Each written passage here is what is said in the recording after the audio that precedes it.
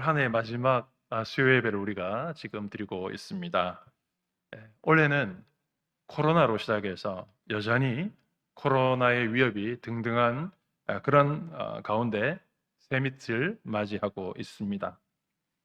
또한 새밑에는 보통 한파가 온다라는 말들이 있는데 어김없이 찾아온 새밑 한파에 오늘도 기온이 뚝 떨어졌습니다. 이처럼 올 한 해는 고난으로 시작해서 고난으로 끝나는 한 해가 되고 있는 것 같습니다. 모든 사람이 동의하지 않을 수 없는 우리의 현실이기도 합니다. 그러나 이것은 우리의 육체적인 시선에서만 바라보는 현실입니다. 성도들이 하루를 혹은 한 해를 마무리할 때에는 이러한 육체적인 현실만으로 판단하는 것이 아니라 그것을 더불어서 하나님께서 판단하시는 하나님의 시선에서 이 하루가 어땠는지 또 이 한 해가 어땠는지 우리가 판단할 수 있고 그렇게 결산해 보아야 합니다. 하루를 결산하든 혹은 한 해를 결산하든 우리는 우리의 시선만으로 결산하는 것이 아니라 그것을 뛰어넘어서 역사하고 계시는 하나님의 시선으로 결산할 수가 있어야 하는 것입니다. 오늘 본문에서 시인은 말할 수 없는 이 인생의 고난에서 최종적으로는 하나님 앞에 판단을 맡기며 자신의 인생의 모든 고난의 순간들을 자신의 시선으로 판단하는 것이 아니라 하나님의 시선으로 판단하는 그러한 기도를 올려드리고 있습니다. 비록 우리가 끝을 알 수 없는 고난의 터널을 지나가고 살고 있어서 우리의 눈에 보이는 모든 것이 다 고난이고 힘들고 어려운 일들밖에 없을지라도 하나님의 판단이라고 하는 하나님의 시선에서 보게 되면 우리가 미처 발견하지 못하는 고난의 이면에 있는 더 큰 것들을 우리가 볼 수가 있게 되고 바로 그것이 우리 편에 서 계셔 주시고 그리고 우리를 그것에서 건져 주시는 하나님을 보게 되는 것입니다. 오늘 본문은 아주 매우 짧은 시편이지만 실질적으로는 앞에 있는 42편과 그 내용을 한 덩어리로 갖추고 있는 짝이라고 할 수 있는 그런 시편입니다. 그래서 시인은 이 시편 42편에서 자신이 당하고 있는 이 말할 수 없는 고난 그리고 고난에 대해서 하소연하는 하나님 앞에 하소연하는 그런 내용들로 가득 채워 나가고 있습니다. 그리고 그 하소연을 끝으로 42편을 마무리한 다음 이제 오늘 우리가 보고 있는 이 43편에서는 그런 시각으로 끝내는 것이 아니라 이제 나의 시선은 그렇지만 내 인생의 모든 고난을 보는 것은 고난밖에 없다라는 것이지만 그러나 그것으로 인생을 결산하는 것이 아니라 하나님께서 판단해 주십시오 라고 하는 기도로서 43편이 시작되고 있음을 보게 됩니다.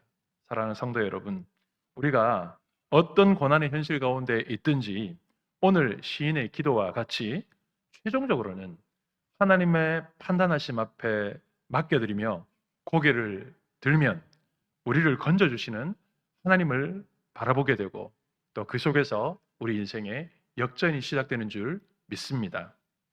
오늘 2절 말씀을 보면 시인이 지금 직면하고 있는 가장 큰 고난, 고통이 무엇인지 알 수 있습니다. 시인은 감당하기 어려운 고통은 바로 하나님께 자기가 자신이 버림을 받았을지도 모른다고 하는 두려움이 주는 고통이라고 하소연하고 있습니다. 42편에서 시인은 여러 가지 현실적인 고난에 대해서 하나님 앞에 하소연했습니다. 특별히 사람들의 비방거리들이 들려오는 것은 그만큼 그가 고난의 시간을 오랫동안 겪었다는 것, 또 그 고난의 깊이가 아주 깊었다는 사실을 알 수가 있습니다. 그래서 고난의 시간이 매우 길었고 혹독했다는 사실을 우리가 42편을 보면 알 수가 있는 것인데 그런데 시인은 이제 현실적인 여러 가지 고난의 연속된 삶에서 결국 모든 초점은 하나님께 있다. 하나님과의 자신과의 관계에 있다라는 점을 오늘 본문에서 우리에게 보여주고 있습니다. 그래서 시인은 그의 가장 고통스럽게 하는 그 내용이 그의 기도에서 잘 드러나고 있는데 그것이 무엇입니까? 2절 말씀에 어찌하여 나를 버리셨나이까? 라고 하는 시인의 이 항변에서 지금 시인이 겪고 있는 그 고통이 얼마나 많은 것을 담고 있는지를 보여주게 되는데, 바로 모든 고난이 사실은 이 질문 하나에 다 응축되어 있는 것이죠. 사람들에게 받는 고난, 여러 가지 일상에서 일어나는 수많은 고난, 그리고 긴 시간 동안 겪었던 수많은 고난의 마지막 결정적인 이 사람에게 준 고통, 최고의 고통, 최고의 아픔은 어찌하여 하나님이 나를 버리셨습니까? 라고 하는 이 질문에 사실은 모든 것이 담겨 있는 것이죠.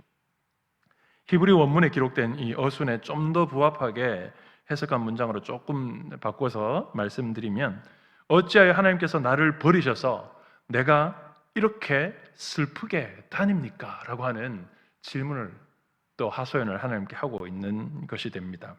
여기서 슬프게라고 번역된 이 히브리어 카다르라고 하는 동사는 상복을 입고 슬퍼하는, 그럴 때 사용하는 표현입니다. 즉 시인은 이 자신의 고통과 슬픔을 죽음 앞에서 슬퍼하는 장면으로 끌어올리고 있습니다. 그것은 인생에서 가장 큰 슬픔, 인생의 모든 슬픔을 총망라하는 죽음 앞에서의 슬픔, 죽음 앞에서의 고통, 그것으로 노래하고 있음으로 해서 사실은 이 세상에서 믿음의 성도들이 겪게 되는 수많은 모든 고통과 고난과 슬픔을 사실은 다 담아내고 있는 것이다, 그렇게 말씀드릴 수가 있습니다. 결국에는 모든 인생이 겪을 수 있는 근본적인 고난과 슬픔에 대해서 시인은 지금 하나님께 항변하고 있는 것입니다. 이와 마찬가지로 모든 성도들에게 있어서 모든 고난은 결국은 하나님과의 관계의 단절에서 비롯된다는 사실을 우리는 말씀을 통해서 알 수가 있습니다. 인생이 어떤 고난을 마주하게 되든지 결국 그 고난이 우리에게 주는 유익은 무엇입니까? 바로 그것은 그 고난을 통해서 내가 하나님 앞에 어떤 존재인가라고 하는 것을 확인하게 되고 되물어 볼 수 있는 그런 시간이 된다는 것입니다.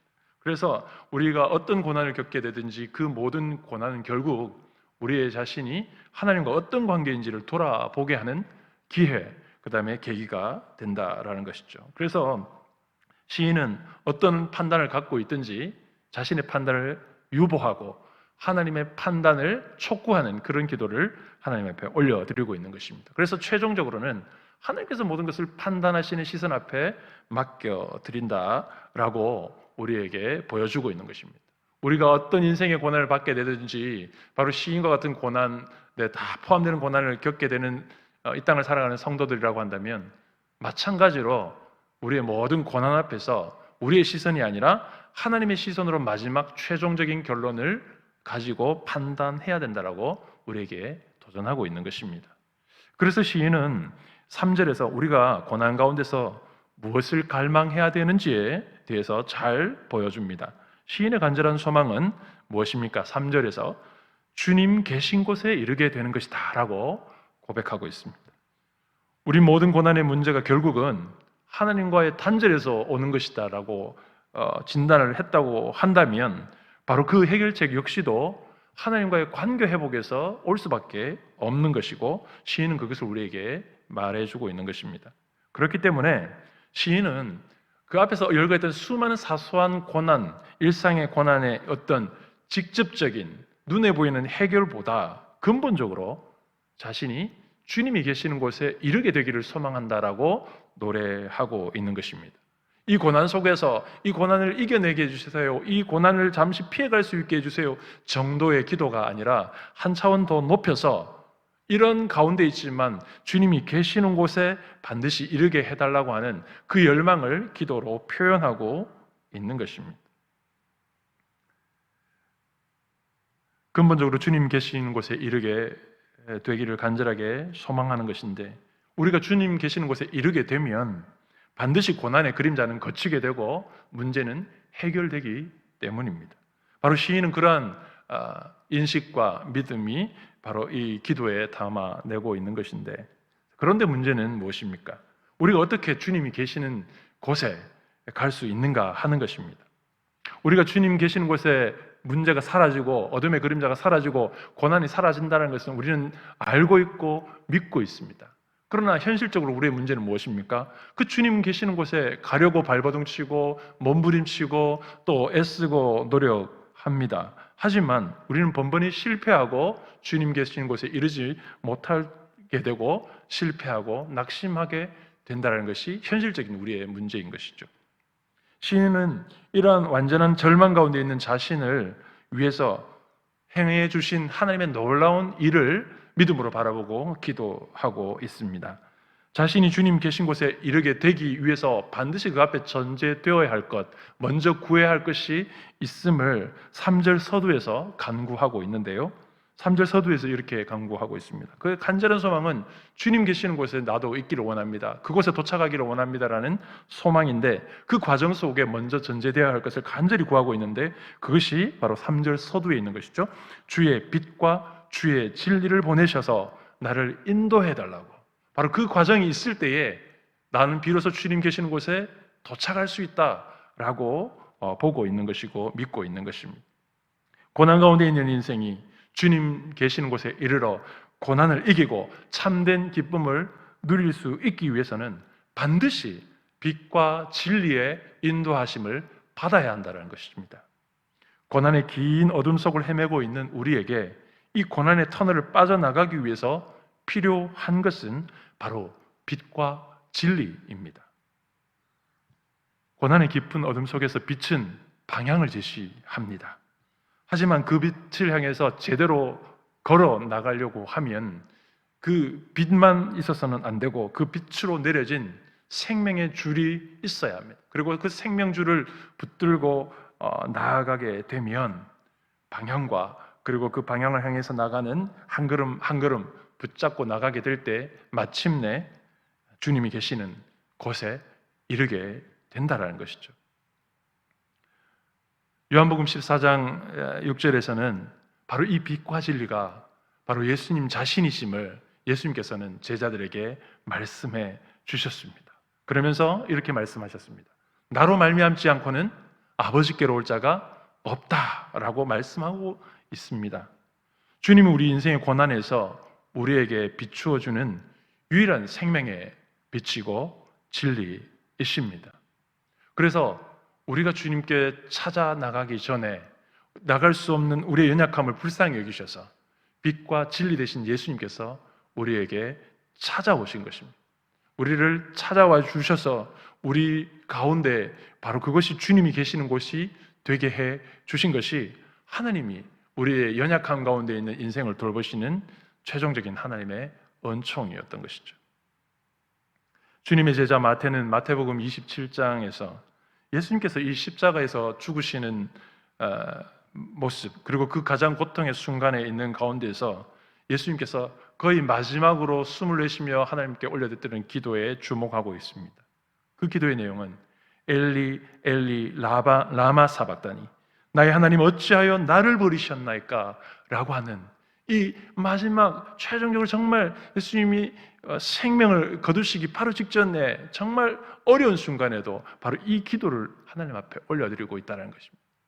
물론 이것은 예수님께서 고통의 순간에 하나님 앞에 기도하는 것이다라고 볼 수 있지만 그러나 예수님이 마지막 그 숨을 거두시는 그 순간까지의 한마디 한마디는 그냥 예수님께서 나오는 대로 하시는 말씀이 아니라 하나님께서 우리 인생에게 보여주시는 하나님의 모든 사랑을 표현하는 바로 그러한 하나님의 말씀이라고 우리는 믿습니다. 그래서 마태는 이 기도를, 이 말씀을 주목시켜 주고 있습니다. 예수님은 우리의 모든 죄를 속량하시기 위해서 오셨고 그리고 기꺼이 십자가를 지셨고 그 십자가의 대속의 은혜로 말미암아 우리의 모든 죄는 사함을 받았을 뿐.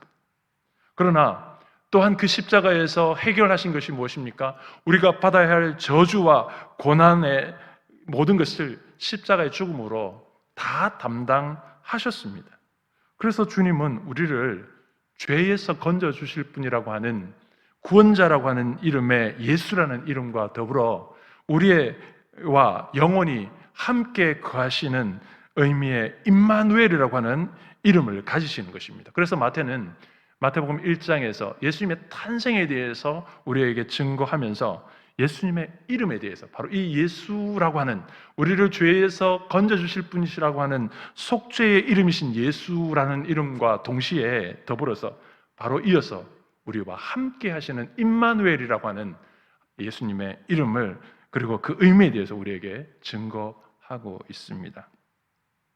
여러분, 주님은 십자가에서 우리의 모든 죄를 용서하시고 사하시기 위해서 십자가를 지실 뿐만 아니라 우리가 받아야 할 모든 수치와 고난과 고통과 어려움과 아픔까지도 십자가에서 대신 다 담당하시기 위해서 십자가를 져 주신 것입니다. 우리의 고난 가운데서 주님 계신 곳으로 우리가 나아갈 수 없다라는 사실 앞에 하나님은 절망하지 아니하시고 하나님께서 친히 우리의 고난의 현장에 찾아 나오시는 방법으로, 우리와 함께 하시는 방법으로, 우리가 주님 계신 곳에 갈 수 없는 연약함이 있기에 주님께서 우리에게 찾아와 주셔서 우리가 있는 그곳에 주님이 계시는 곳으로 만들어 주시는 이러한 은총이 바로 십자가의 은총이라는 것입니다. 그래서 지금 고난의 현실도 우리를 위해서 찾아오시는 빛과 진리 되시는 주님으로 말미암아 바로 이곳이 주님이 계시는 곳이 되는 것입니다. 이것이 바로 우리가 믿는 복음입니다. 그래서 우리가 제자 훈련을 계속 반복적으로 할 때마다 복음에 대해서 계속해서 반복적으로 설명해주고 가르쳐 줍니다. 복음이란 인생의 모든 문제를 해결하신 예수 그리스도의 십자가의 승리다. 우리가 이렇게 가르쳐주고 있는 이유가 여기에 있습니다. 이렇게 배우고 있는 이유가 여기에 있는 것입니다. 우리가 믿는 예수 그리스도의 복음은 바로 우리가 겪어야 할 수많은 모든 문제를 다 십자가에서 해결하신 예수 그리스도의 승리인 것입니다.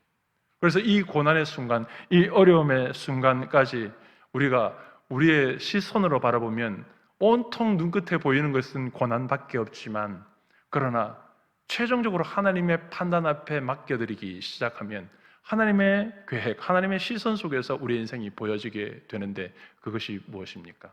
이 고난의 현실 속에, 이 어려움 속에, 온통 고난으로 둘러싸여 있는 내 인생 속에 찾아와 주셔서 함께 하시고 우리의 아픔을 가져가시는 임마누엘 되시는 주님을, 한 번도 우리를 떠나시거나 버리신 적이 없으신 그 주님을 발견하게 되는 것입니다. 그리고 그 구원을 우리가 확신하게 되는 것입니다.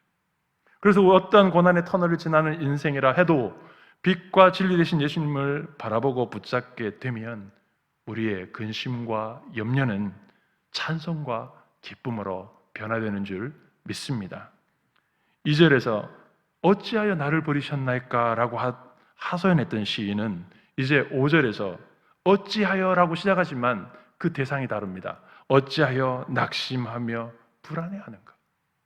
2절에서 어찌하여 하나님 나를 버리셨나이까 라고 기도했던 그 시인은 이제 5절에서 그 빛과 진리로 자신 가운데 찾아오시고 그 삶의 현장이 주님 계신 곳으로 만들어주셨던 주님을 보게 될 때에, 그 성전에서 그 하나님을 확인하게 될 때에, 그 하나님의 사랑을 깨닫게 될 때에 그 기도가, 그 입술의 고백이 완전히 전환되고 있음을 볼 수가 있습니다. 하나님에 대한 탄식이 어떻게 바뀌어지고 있습니까? 자신의 연약한 신앙에 대한 돌아봄과 또한 견책으로 돌아서게 되는 것을 볼 수가 있습니다. 비록 고난의 깊은 수렁에 있는 인생일지라도 하나님의 제단에 나아가서 하나님 앞에 나아가게 될 때에 우리의 모든 아픔과 고난을 십자가에서 이미 다 해결해 주시고 영원히 임마누엘로 함께 하시는 그 십자가의 은혜를 깨닫게 될 때에 결코 우리를 고난 가운데 버려두신 적이 없으셨던 하나님의 은혜를 깨닫고 찬송과 감사할 수 있게 되는 인생이 되는 것입니다. 사랑하는 성도 여러분, 말씀을 마무리하기를 원합니다. 지금 저와 여러분이 어떤 고난의 시간을 견뎌내고 있든지 믿음으로 주님을 찾고 바라보면 우리의 모든 고난과 아픔을 십자가에서 이미 다 지시고 담당하신 주님께서 지금 우리의 삶에 임마누엘로 계셔서 바로 이곳이 주님이 계신 곳임을 깨닫게 되는 줄 믿습니다. 이러한 믿음과 소망으로 감사함으로 올해를 잘 마무리하시고 새로운 소망의 한 해를 꿈꾸고 바라보시는 저와 여러분이 되기를 간절히 소망합니다.